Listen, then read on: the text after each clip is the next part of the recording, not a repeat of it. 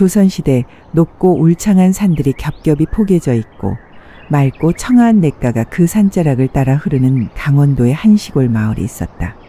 이곳은 번화한 유흥거리는커녕 주막 하나 변변치 않은 작고 한적한 곳이었다. 허나 마을 사람들은 서로 의지하고 도우며 작은 울타리 안에서 저마다의 방식으로 삶을 이어갔다. 아이고, 우리 집 장정도 전쟁터로 나간 지 벌써 석 달이 넘었네. 그러게 말이야. 다들 나라의 부름을 받아 떠나고 우리 같은 늙은이들과 여인네들만 남았구나. 젊고 기운 센 사내들은 대부분 나라의 부름을 받아 전쟁터로 나가거나 큰 고을로 떠난 탓에 마을에는 여자들과 노인들이 줄을 이루며 살아가고 있었다. 마을의 최고 벼슬아치는 바로 최연감이었다. 그는 고을의 수장으로서 백성을 돌보고 민정을 살피는 것이 마땅했으나 최연감은 그런 일에는 도통 관심이 없었다. 아, 오늘도 날씨가 좋구나. 이런 날에는 기생을 불러들여 풍류를 즐겨야지. 그는 오로지 자신의 유흥과 놀거리를 즐기는 데만 마음을 쏟는 인물이었다. 시찰이라는 명목으로 마을을 돌아다니기보다는 기생을 불러들이거나 술상을 크게 차려 유흥을 즐기기 일쑤였다. 백성들의 고단한 삶에는 눈길 한 번 주지 않는 전형적인 놀기 좋아하는 관리였다. 그의 치하에서 마을의 질서는 위태로운 듯했으나 사람들은 그저 평온한 하루하루를 보내는데 급급할 뿐이었다. 이렇듯 고단한 시골 마을에도 몇 안 되는 착하고 성실한 사내가 있었으니 바로 덕팔이었다. 그는 이미 30줄이 훌쩍 넘은 나이였지만 아직 혼인도 하지 못하고 홀로 지내는 독거 중년이었다.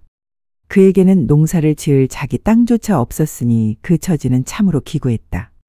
덕팔아, 너도 이제 나이가 30이 넘었는데 언제 장가들 생각이냐? 그게 저 같은 놈한테 어느 집 교수가 시집을 와주겠습니까? 사실 덕팔은 타고난 난쟁이였다. 또래 사내들에 비해 체구가 왜소하고 매우 힘이 약한 편이었으니 거친 농사일은 아예 지을 수도 없는 몸이었다. 그의 왜소한 체구는 늘 마을 사람들의 조롱과 멸시의 대상이 되었다. 저 덕팔이는 또 바느질을 하고 있네. 사내대 장부가 바느질이나 하며 먹고 산다니 그래도 뭐 어쩌겠어. 저렇게 왜소한 몸으로 농사를 지을 수 있겠나. 결국 덕팔은 여인들처럼 싹바느질을 하며 근근히 생계를 이어나갔다. 삐뚤빼뚤한 바늘땀 하나하나에 그의 고단한 삶이 배어 있었다. 그는 사내 구실을 하지 못한다며 은근히 마을 사람들로부터 무시를 당하고 있었다. 사람들은 그를 대놓고 비웃지는 않았으나 속으로는 혀를 차기 일쑤였다. 이렇게 태어난 것도 내 팔자겠지. 하늘이 내린 시련이라 생각하고 견뎌야겠다. 덕팔도 자신이 무시받는다는 것을 어렴풋이 알고 있었다. 하지만 그는 어찌할 도리가 없었다. 이렇게 태어난 것을 숙명으로 받아들이고 그저 힘없이 살다가 생을 마감해야겠다고 체념한 상태로 하루하루를 살아가고 있었다. 그의 삶은 고요한 물결처럼 흘러갔으나 그 안에는 깊은 슬픔과 포기가 자리하고 있었다. 젊은 사내들이 대부분 전쟁터로 나가거나 큰 고을로 빠져나간 탓에 이 마을에는 덩치 큰 사내들이 몇 없었다. 그 중에서도 유난히 눈에 띄는 자가 있었으니 바로 남궁석이라는 사내였다. 그는 마을의 건달이었다. 본디 사내라면 농사를 짓거나 나무를 하거나 하다못해 장사를 해서라도 제 몫을 해야 했건만 남궁석은 그 어떤 생산적인 일에도 손대지 않았다. 그는 아무 일도 하지 않는 한량이었고 오로지 건달 짓만 하며 남들에게서 곡식을 얻어먹으며 살았다. 오늘 품삯으로 받은 곡식을 다 내놔라. 그의 행패는 주로 약한 이들에게 향했다. 자신보다 약한 노인들, 힘없는 여인들 그리고 어린아이들을 괴롭히며 그들이 가진 얼마 안 되는 곡식이나 물품을 뺏어가는 것이 그의 주된 일이었다. 그러나 그는 마냥 무식한 건달은 아니었다. 남궁석은 비겁한 자였으니 자신보다 힘이 센 자에게는 굽실거렸고 특히 마을의 최고 벼슬아치인 최연감에게는 아부를 어찌나 잘하는지 혀를 내두를 정도였다. 현감님, 이번에는 특별히 좋은 술을 구해왔습니다. 그래. 늘 고맙다. 자네 덕분에 이 외진 곳에서도 즐거움을 찾을 수 있네. 그는 건달 짓을 해서 뺏은 곡식이나 귀한 술 같은 것들을 최연감에게 바치며 환심을 샀다. 덕분에 최연감은 그의 횡포를 못 본 척하거나 심지어 남궁석의 건달짓을 용인해주는 상황이었다. 마을 사람들은 남궁석의 횡포에 소가리를 했지만 현감이 눈 감아주니 어찌할 도리가 없었다. 그날도 덕팔은 마을 아낙네들의 싹바느질 일을 마치고 해가 저무는 저녁에 자신의 초라한 집으로 돌아가는 길이었다. 어두워진 골목 어귀에서 갑자기 아이들의 울음소리와 여인들의 비명소리가 요란하게 들려왔다. 덕팔은 불길한 예감에 발걸음을 재촉하여 소리가 나는 곳으로 가보았다. 아이고, 제발 이러지 마십시오.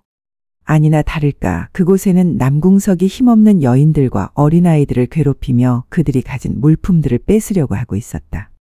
여인들은 오늘 하루 종일 품을 팔아 겨우 얻은 품삯이라며 남궁석의 발치에 엎드려 싹싹 빌었다. 그 옆에서는 어린아이들이 겁에 질려 엉엉 울며 여인들의 치마폭을 붙들고 있었다. 야, 이것들아. 오늘 하루 번 돈 모두 내놓으라고. 제발요, 남궁성님. 이게 하루 종일 품을 팔아서 겨우 얻은 품삯입니다. 시끄러워. 곡식도 내놓고 옷감도 모두 내놓으라. 남궁석은 우는 이들은 아랑곳하지 않고 그들에게 버럭 화를 내고 있었다. 그의 얼굴에는 탐욕과 어리석음이 가득했고 위협적인 몸짓을 하며 여인들과 아이들에게서 물품들을 거칠게 빼앗아 쓸어 담고 있었다. 덕팔은 그런 남궁석의 잔인하고 비열한 모습을 보자 화가 치밀어 올랐다. 그는 늘 자신을 멸시하며 살아왔던 사람들에게까지 저리도 횡포를 부리는 남궁석을 더는 보고만 있을 수 없었다. 난쟁이로 태어나 무시받으며 살아온 자신의 고단한 삶이 문득 스쳐 지나갔지만 그는 약한 이들을 지켜야 한다는 강렬한 정의감에 휩싸였다.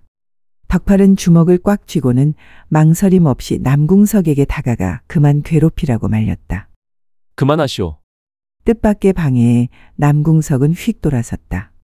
눈앞에 나타난 왜소한 덕팔을 보자 남궁석은 비웃음을 감추지 못했다. 그는 득이양양하게 덕팔의 멱살을 잡고는 번쩍 들어올렸다. 덕팔의 발은 땅에서 떨어졌고 그는 남궁석의 손에 매달린 채 버둥거렸다. 하하. 난쟁이 주제에 어디 감히 까부는 것이냐. 내 놈이 사내 구실이나 제대로 하기는 하는가. 남궁석은 덕팔을 조롱하며 바닥에 팽개쳤다. 덕팔은 비록 자신이 힘으로는 남궁석을 당해낼 수 없다는 것을 알았지만 옆에서 울고 있는 아이들과 겁에 질린 여인들이 힘들게 벌어온 품삯을 빼앗기는 것을 두고 볼 수 없었다. 그는 잠시 생각에 잠기더니 이내 결연한 표정으로 남궁석에게 외쳤다. 좋소. 그렇다면 최영감 나리께서 개최하시는 씨름 시합에 참가하여 나와 겨루게나. 남궁석은 덕팔의 말에 코웃음을 쳤다. 뭐라? 니까짓 게 씨름을 한다고? 하하. 듣도 보도 못한 망발이로구나. 그는 덕팔을 철저히 무시하며 말했다. 만약 내 놈이 그 씨름판에서 나에게 진다면 네 집과 남은 곡식을 모두 내놓아라. 남궁석의 말에 덕팔은 순간 눈을 질끈 감았다. 자신이 질 경우 가진 모든 것을 잃게 될 터였다. 속으로는 내가 이 놈을 어찌 당해야 할지 걱정에 사로잡혔다. 하지만 그는 물러서지 않았다. 좋소. 허나 남궁석, 네가 만약 진다면 아무 조건 없이 이 마을을 떠나 다시는 돌아오지 말아야 한다. 남궁석은 덕팔의 강큰 제안에 더욱 비웃었다. 하하. 내가 거절할 이유가 없지. 좋다. 내 놈이 기어이 가진 것을 모두 잃고 싶다면 그리해 주마. 씨름 시합날까지 집문서와 곡식이나 단단히 준비해두거라. 남궁석은 덕팔의 어리석은 용기에 조롱 섞인 웃음을 날리며 자리를 떠났다. 덕팔은 그 자리에 선 채 자신의 한 목숨보다 소중한 것을 걸고 말았다는 생각에 깊은 한숨을 내쉬었다. 수개월 넘게 밤낮으로 바느질 품을 팔아 겨우 모은 품삯과 이 세상에 유일하게 남아있던 자신의 재산인 작은 집을 순식간에 걸어버린 덕팔은 깊은 자괴감에 빠졌다. 자신이 이렇게 무모한 짓을 하는 것이 과연 옳았던가 하는 회의감이 물밀듯 밀려왔다. 그는 초라한 방에 홀로 앉아 혼잣말을 중얼거렸다. 나는 그저 착하고 정직하게 살고 싶었을 뿐인데 돌아보면 내게 남아있는 것이 아무것도 없으니 정녕 이렇게 사는 것이 맞는 것인지 모르겠구나. 덕팔은 깊은 한숨을 내쉬었다. 씨름대회에서 남궁석에게 질 것이 뻔한데 가진 것을 모두 잃고 나면 빈털터리가 되어 어떻게 살아가야 할지 막막하기만 했다. 그의 마음은 절망감으로 가득 찼다. 그때였다. 낡고 삐걱거리는 덕팔의 집 때문에 한 길고양이가 조용히 다가와 똑바로 앉아 덕팔을 쳐다보고 있었다. 고양이의 눈빛은 마치 덕팔의 마음을 꿰뚫어 보는 듯했다. 덕팔은 한숨을 내쉬며 고양이를 향해 말했다. 떠돌이 묘 한 마리까지 나한테 먹을 것을 가져가려고 하는 것이냐? 그래, 너도 배가 많이 고팠겠지. 그는 힘들게 모아둔 식량 중에서 국을 끓여 먹으려고 놔두었던 고깃뼈를 가져다 주려고 자리에서 일어섰다. 비록 살점이 얼마 붙어있지 않은 허름한 뼈였지만 그에게는 소중한 것이었다. 덕팔은 고깃뼈를 들고 고양이에게 다가갔다. 힘겹게 마련한 한 조각이었지만 고양이의 애처로운 눈망울을 보자 차마 외면할 수 없었다. 그는 낮은 목소리로 혼잣말을 중얼거렸다. 이 뼈에는 살점이 조금 남아있으니 네가 먹거라. 나는 남은 뼈를 가지고 국을 고아 먹으면 되겠구나. 덕팔이 손을 내밀어 뼈를 주려 하자 고양이는 뼈를 받아먹는 대신 덕팔을 부르는 듯이 야옹 울며 앞장서서 길을 걸어갔다. 덕팔이 멈춰서서 고양이를 바라보면 고양이는 다시 돌아보며 덕팔을 쳐다보고는 애처롭게 울며 재촉하는 듯했다. 마치 어딘가로 자신을 간절히 이끄는 듯한 고양이의 기이한 행동에 덕팔은 의아했지만 동시에 알 수 없는 이끌림을 느꼈다. 이 미물이 나를 어딘가로 부르는구나 하고 생각한 덕팔은 결국 고양이가 가는 길을 그대로 따라가기로 마음먹었다. 고양이는 마을을 벗어나 인적이 드문 뒷산 깊숙한 곳으로 향했다. 발밑에 낙엽이 바스락거리고 숲은 점점 더 깊고 울창해졌다. 한참을 산속으로 들어가자 고양이는 덤불과 넝쿨 속에 교묘하게 숨겨진 작은 동굴 입구로 들어섰다. 덕팔은 난생 처음 보는 동굴이 존재에 놀라 눈을 비볐다. 그는 고양이를 향해 너털 웃음을 터뜨렸다. 아니, 이 산에 이런 동굴이 있었더냐? 설마 너 새끼를 낳아서 나한테 먹이를 가져다 달라는 것이냐? 덕팔은 작은 고양이가 지도 어미라고 지 새끼를 챙긴다며 허 웃었다. 그러고는 고양이의 뒤를 따라 동굴 안으로 발을 들여놓았다. 동굴 안은 예상외로 넓고 서늘했다. 동굴 안으로 깊숙이 들어간 덕팔의 눈에 뜻밖의 광경이 들어왔다.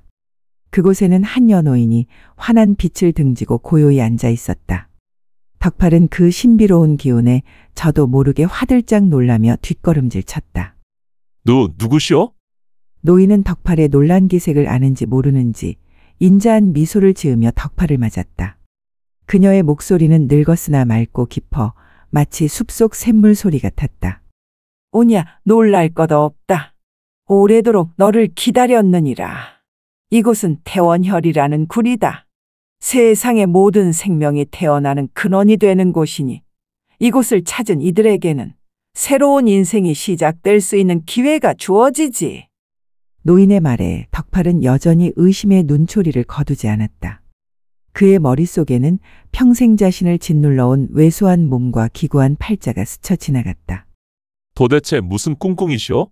나 같은 볼품없는 사내에게 얻어갈 것이 무엇이 있단 말이오? 그는 혹여 노인이 자신을 이용하려 드는 것은 아닌가 하는 경계심을 품고 물었다. 그러나 연호인은 덕팔의 속마음을 꿰뚫어 보는 듯 따뜻하고 깊은 목소리로 답했다. 나는 아까 네가 보았던 묘가 되어 너를 이리로 부른 삼신이다. 나는 세상의 모든 생명을 낳고 기르는 일을 돕는 자. 네가 인생에 대해 한탄하며 정녕 이렇게 사는 것이 맞는지 모르겠다고 하소연하는 소리를 들었다.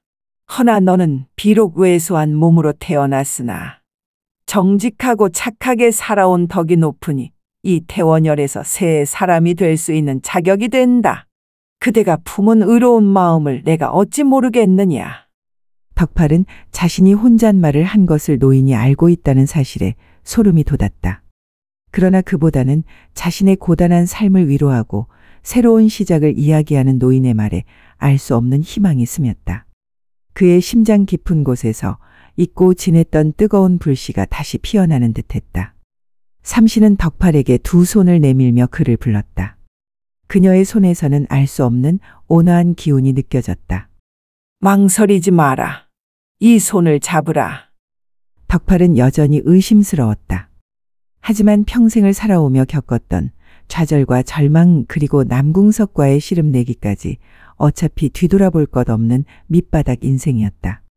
더 이상 잃을 것도 없는 터 속는 셈치고 노인의 손을 붙잡는 것이 더 나을지도 모른다는 강렬한 충동이 일었다. 그는 떨리는 손을 내밀어 노인의 차가운 손을 붙잡았다. 그 순간 덕팔의 머리가 깨질 것처럼 아파오더니 온몸의 힘이 스르르 풀리며 그 자리에서 기절하고 말았다. 그의 의식은 깊은 어둠 속으로 가라앉았다. 얼마 뒤 덕팔은 눈을 떴다. 자신이 누워있던 곳은 익숙한 자신의 집안 안방이었다. 창밖으로는 동이 이제 막 트려고 하는 새벽이었다. 꿈인가 생시인가 혼란스러웠다. 그저 너무나도 생생한 꿈을 꾸었던 것일까? 그는 어젯밤 동굴에서 삼신할머니를 만난 기억이 꿈처럼 아득하게 느껴졌다. 하지만 이내 그의 손을 보니 꿈이 아님을 깨달았다. 삼신할머니와 손을 맞잡았던 선명한 붉은 자국이 아직도 손바닥에 남아있던 것이다. 덕팔은 퍼뜩 몸을 일으켰다. 그리고 그때 그는 평소와는 확연히 다른 자신의 몸을 느꼈다. 몸이 깃털처럼 가볍고 온몸에 주체할 수 없는 힘이 넘쳐나는 듯한 기분이었다. 마치 펄펄 끓는 용수철이 온몸에 도단한 것만 같았다. 덕팔은 혹시나 하는 마음에 마당으로 나가 굳게 닫힌 외양간 문을 열었다. 평소라면 끙끙거려야 겨우 움직일 수 있던 땔감 나무들이 번쩍번쩍 손쉽게 들어올려지는 것이었다. 믿을 수 없는 일은 여기서 그치지 않았다. 그는 마당 한쪽에 놓여있던 자기 몸보다도 훨씬 커다란 수레를 아무런 힘들이지 않고 한 손으로 번쩍 들어 올릴 수 있었다. 난생 처음 느껴보는 엄청난 괴력에 덕팔은 자신이 꿈을 꾸고 있는 것인지 아니면 정말로 새로운 힘을 얻은 것인지 믿기지 않아 멍하니 서 있었다. 하지만 이내 그의 머릿속에는 한 가지 생각이 섬광처럼 스쳐 지나갔다. 만약 이게 꿈이 아니라 생시가 맞다면 씨름대회에서 남궁석을 이길 수 있을 것이다. 덕팔의 얼굴에는 희망과 함께 강한 결의가 스쳤다. 그는 더 이상 왜소하고 힘없는 난쟁이가 아니었다. 이제 그는 남궁석에게 빼앗긴 마을 사람들의 평화를 되찾아줄 수 있을지도 모른다는 희망을 품었다. 대망의 씨름대회의 날이 밝았다. 마을 어귀 넓은 마당에는 씨름판이 벌어졌고 최연감은 한껏 상기된 얼굴로 백성들을 모아놓고는 옆에 술잔을 기울이며 사람들이 씨름하는 모습을 지켜보며 깔깔 웃어댔다. 그는 진정으로 백성의 안위보다는 자신의 유흥만을 즐기는 인물이었다. 덕팔은 더 이상 숨지 않았다. 그는 사람들 속을 헤치고 당당하게 대회장의 모습을 드러냈다.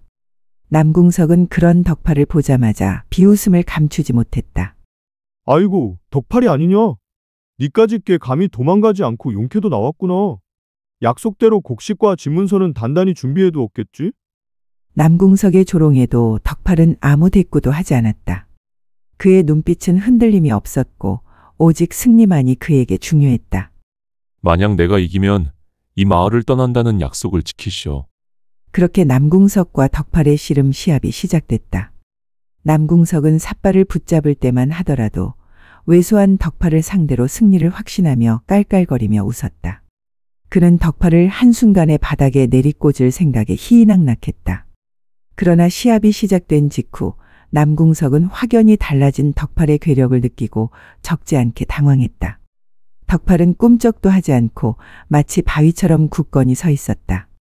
남궁석은 씨름 기술로 다리를 걸며 덕팔을 넘어뜨리려고 했지만 덕팔은 미동조차 하지 않았다. 아무리 힘을 주어도 덕팔은 마치 땅에 뿔이라도 박힌 듯 흔들리지 않았다. 그때였다. 덕팔은 더 이상 기다리지 않았다. 그는 남궁석의 다리를 두 손으로 잡고 번쩍 들어 올려 그대로 씨름판의 흙바닥에 꽂아버렸다. 쿵 하는 둔탁한 소리와 함께 남궁석의 거대한 몸집이 먼지를 일으키며 바닥에 처박혔다. 순식간에 벌어진 일에 지켜보던 최연감과 마을 사람들 모두 깜짝 놀라 입을 다물지 못했다.